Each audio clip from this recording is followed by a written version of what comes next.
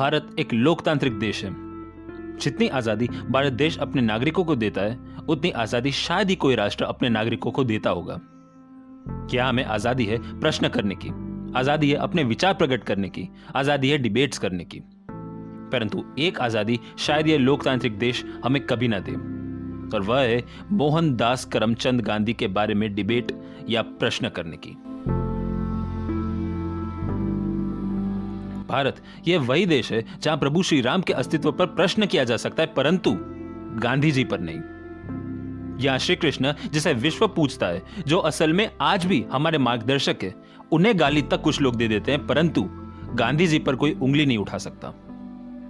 अरे जिस देश को परमाणु शक्ति देकर शक्तिशाली बनाया, उस कलाम जी की रोक कर चेकिंग कर बेइज्जत किया जा सकता है, परंतु गांधी जी पर एक छोटा सा सवाल भी नहीं किया जा सकता।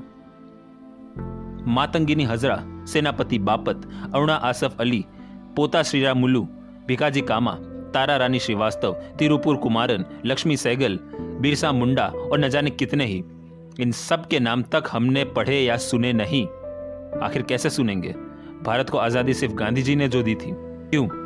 आखिर यही तो हमें बचपन से पढ़ाया गया है ना।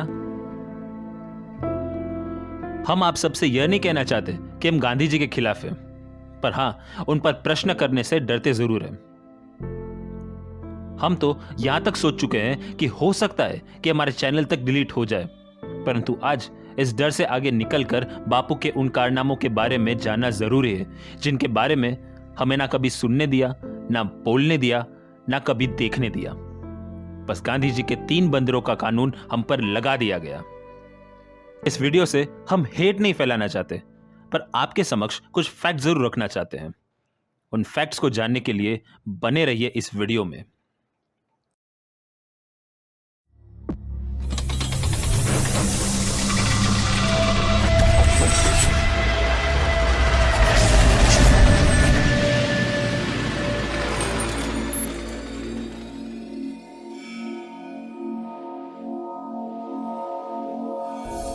साल 2016 यूनिवर्सिटी ऑफ धाना के लेक्चरर्स ने एक अग्रेसिव पिटीशन दायर किया। यह पिटीशन था गांधी जी के स्टैच्यू को यूनिवर्सिटी ऑफ धाना से हटाने की, और दिसंबर 2018 में मूर्ति को हटा भी दिया गया। लेकिन प्रश्न यहां यह है कि जिस गांधी ने 2 दशक तक साउथ अफ्रीका में काम किया, एक तरफ से जिस अफ्रीका में गांधी ने अपने पॉलिटिकल एथिक्स को पाया, उस अफ्रीका में उनके खिलाफ नफरत क्यों? तो इस प्रश्न का जवाब गांधी जी ने खुद 1896 बॉम्बे में एक संबोधन में दिया। उन्होंने कहा कि साउथ अफ्रीका में हमारा संघर्ष यूरोपियंस के खिलाफ है, जो हमें यानी भारतीयों को काफिर के बराबर नीचा मानते हैं। यह काफिर शब्द उन्होंने अफ्रीका के लोकल्स को कहा था। गांधी जी ने तो यहां तक कहा कि इन काफिर का व्यवसाय ही है शिकार करना व कैटल्स को इकट्ठा कर अपने लिए पत्नियां खरीदना और फिर आलस्य और नग्नता में अपना जीवन व्यतीत करना। और तो और साल 1908 इंडियन ओपिनियन के कॉलम में उन्होंने साफ साफ लिखा कि यह काफिर बिल्कुल अनसिविलाइज्ड है, तो यह काफिर दूसरों को परेशान करने वाले बहुत ही गंदे और लगभग जानवरों की तरह ही रहते हैं। यह स्टेटमेंट्स ऑन रिकॉर्ड है, और यह कुछ नहीं परंतु साफ साफ दिखाता है कि गांधी रेसिस्ट थे, कम से कम अपने 40s तक तो जी हां। गांधी जी पर यह भी इल्जाम रहा कि साउथ अफ्रीका में उनके द्वारा किए कैंपेन्स वहां के लोकल्स के लिए तो बिल्कुल न थे, परंतु सिर्फ भारतीयों के लिए थे, और उनका इक्वल राइट से कोई लेना देना न था। लीस्ट टारगेट था कि इंडियंस वहां के लोकल से ऊपर रहे। उन्हें कोई लेना देना नहीं था कि कितना अत्याचार यूरोपियंस अफ्रीकन पर ढा रहे हैं। शायद इन्हीं सब वजह के कारण दिसंबर 2018 यूनिवर्सिटी ऑफ धाना में जो हुआ, वो यूनिवर्सिटी के स्टूडेंट एक जस्टिफाई एक्ट मानते हैं। तो गांधी जी ने जहां भेदभाव से दूर रहने का संदेश भारत लौट के किया, वहीं गांधी जी साउथ अफ्रीका में तो बिल्कुल इसके विपरीत थे।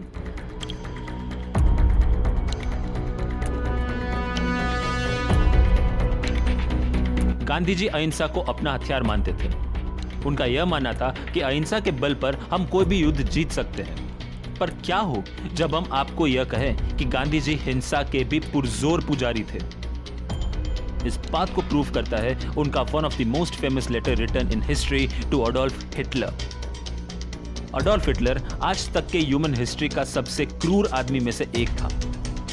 उस हिटलर को गांधी जी ने डियर फ्रेंड करके संबोधन किया था। डियर फ्रेंड, एक आदमी जिसकी सुबह होती थी लोगों के चीख पुकार से, वह आदमी फ्रेंड कैसे?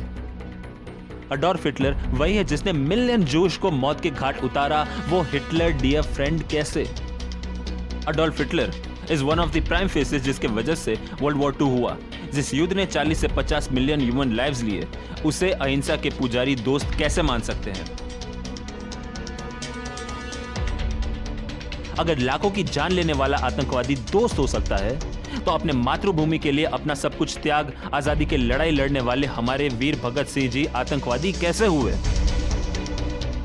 23 साल की उम्र में जिस वीर ने मां भारती के लिए अपने प्राण तक न्यौछावर कर दिए, उस भगत सिंह को मिलने तक गांधी जी ने मना कर दिया। और जिस वीर के चरण स्पर्श कर नमन करना था, उसे आतंकवादी कहकर मरने के लिए छोड़ दिया, वो भी तब जब गांधी जी वीर भगत सिंह जी को बचा सकते थे। लाखों लोगों को मौत के घाट उतारने वाला डियर फ्रेंड हो सकता है? अरे वह आदमी जिसे उसका देश खुद धिक्कारता है, वह डियर फ्रेंड कैसे हुआ? यह बात अहिंसा के पुजारी से पूछने को बार बार जी चाहता है। सिर्फ इतना ही नहीं, मां भारती के एक और सपूत हमारे नेताजी सुभाष चंद्र बोस के आजाद हिंद फौज को यह कहकर धिक्कारना कि हिंसा का मार्ग वे नहीं चुनेंगे, तो फिर विश्व युद्ध में अंग्रेजी सेना को मजबूत करने के लिए भारतीय भाइयों को क्यों भेजा गया? बापू को अंग्रेजों से भी कहना चाहिए था कि हिंसा छोड़ अहिंसा के मार्ग पर वर्ल्ड वॉर जीत लेते। यह अहिंसा का पाठ सिर्फ हम भारतीयों के लिए ही क्यों था? सिर्फ इतना ही नहीं, यह फैक्ट भी हमारे कई व्यूअर्स को शायद ही पता हो कि Gandhi ji Italian dictator Benito Mussolini के भी प्रशंसक थे। गांधी जी उस डिक्टेटर के प्रशंसक थे जिसके त्रास ने हजारों की जान ली। वर्ल्ड वॉर 2 के मेन रीजंस में मुसोलिनी भी थे। उनके लिए गांधी जी कहते कि मुसोलिनी एक महान राजनीतिक है इस वक्त के। आगे यह भी कहा कि मुसोलिनी के कई कंट्री रिफॉर्म उन्हें आकर्षित करती है।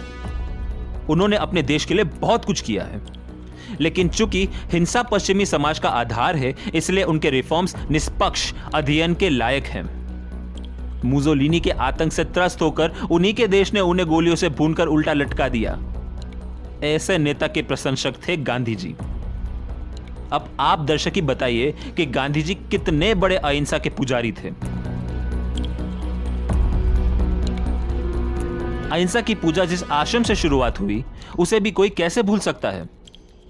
गांधी जी का आश्रम उनके लिए तप का केंद्र था। परंतु क्या हो जब हम आपको यह बताएं कि इस आश्रम में महिलाओं के साथ जो प्रयोग होते थे, वह शायद आपको भी सदमे में डाल सकते हैं। गांधी जी ने साल 1906 में ब्रह्मचर्य का पालन शुरू किया। ब्रह्मचर्य का अर्थ यह होता है कि पुरुष महिला से दूर रहे। किसी भी प्रकार का स्पर्श ब्रह्मचर्य के खिलाफ है। गांधी जी ब्रह्मचर्य का चुस्त तरीके से पालन करें, इसके लिए उन्होंने एक प्रयोग आश्रम में किया। वासना से दूर व ब्रह्मचर्य का चुस्त तरीके से पालन हो, इसके लिए नग्न अवस्था में महिलाओं से रेगुलर मसाज करवाते। सिर्फ इतना ही नहीं, वे आश्रम में महिलाओं के साथ पूर्ण रूप से नग्न अवस्था में सोते। गांधी जी ने इंडियन ओपिनियन न्यूज़पेपर में एक कॉलम तक लिख डाला कि इंसान को ब्रह्मचर्य का पालन करना चाहिए, और संयोगवश अगर किसी पुरुष का विवाह हो भी जाए तो उसे इस बात का ध्यान रखना चाहिए कि उसके पत्नी के साथ उसका कोई शारीरिक संबंध ना हो। खैर, आश्रम के बारे में हमारे पास और भी इंफॉर्मेशन है। इसके ऊपर एक सेपरेट वीडियो बन सकता है। अगर आप चाहते हैं कि हम इस विषय पर वीडियो बनाएं, तो हमें कमेंट सेक्शन में जरूर बताइएगा। आश्रम में महिलाओं के साथ नंगा सोना किस हिसाब से जस्टिफाइड है?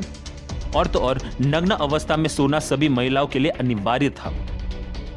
आश्रम में किसी भी वैवाहिक दंपति को साथ में रहने व सोने की अनुमति न थी, और अगर शादीशुदा कपल एक दूसरे के संपर्क में आ भी जाते तो उन्हें कठोर से कठोर सजा मिलती।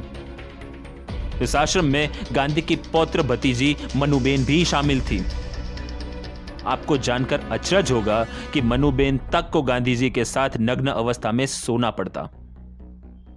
ब्रह्मचर्य का पालन इस तरह कैसे हो सकता है?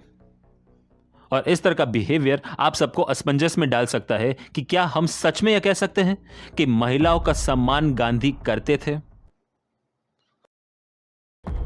और अगर बात महिलाओं के सम्मान की आ ही गई है तो उनके पत्नी कस्तूरबा गांधी को कैसे भूला जा सकता है? और 22 फरवरी 1944 आगा खान पैलेस में क्या हुआ, यह बात आप दर्शकों को याद है? कैसे याद होगा? क्या तो तब आएगा ना जब आपको उस विषय कभी कुछ बताया गया होता। दरअसल हुआ था कुछ यूं कि कस्तूरबा को निमोनिया हुआ था। गांधी जी कई बार अपनी इच्छाएं अपनी पत्नी और बच्चों पर थोपते। अगर वे भूखे रहते या अपना विरोध भूख प्रदर्शन से करते तो उनके परिवार को भी ऐसा करना ही पड़ता। खैर, इस बार भी गांधी जी ने अपनी इच्छा कस्तूरबा पर थोपी। निमोनिया के चलते कस्तूरबा की तबीयत हद से ज्यादा खराब होती जा रही थी, इसलिए उन्हें पेनिसिलिन इंजेक्ट करना था और यह बहुत जरूरी बन गया था। परंतु गांधी जी ने पेनिसिलिन इंजेक्ट करने से साफ साफ मना कर दिया। डॉक्टर के समझाने के बावजूद वे न माने और प्रॉपर ट्रीटमेंट के न चलते कस्तूरबा की मृत्यु हुई। समय का खेल भी गजब है। इस वारदात के कुछ ही समय बाद गांधी जी को खतरनाक मलेरिया हुआ।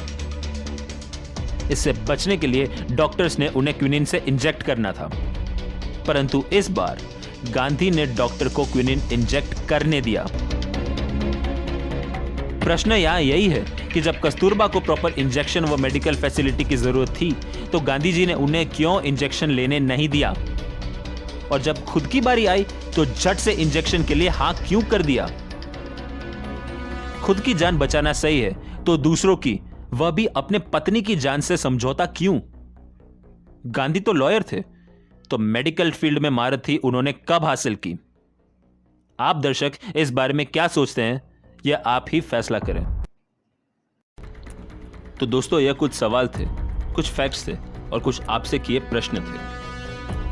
अगर आप चाहते हैं कि हम इस वीडियो का पार्ट 2 बनाकर आपके सामने गांधी के कुछ और डार्क फैक्ट्स रखें तो हमें कमेंट सेक्शन में जाकर जरूर बताइएगा कि हम पार्ट 2 बनाएं या नहीं। ऐसा नहीं है कि गांधी जी ने अपने जीवन काल में कोई अच्छे कर्म किए ही नहीं या देश के लिए कुछ किया नहीं। इस वीडियो से आप यह न समझे कि हम उनके विरोधी हैं, परंतु प्रश्न करना बुरी बात नहीं। अगर गांधी को महात्मा उनके अच्छे कर्म बनाते हैं तो अगर कुछ उनमें गलत या अनुचित है तो उस बात को भी सभी के समक्ष प्रस्तुत होने का अधिकार है। यह कहना कि since he is the father of nation and he is spared from everything is equally wrong. आज आपसे हमने कई प्रश्न पूछे।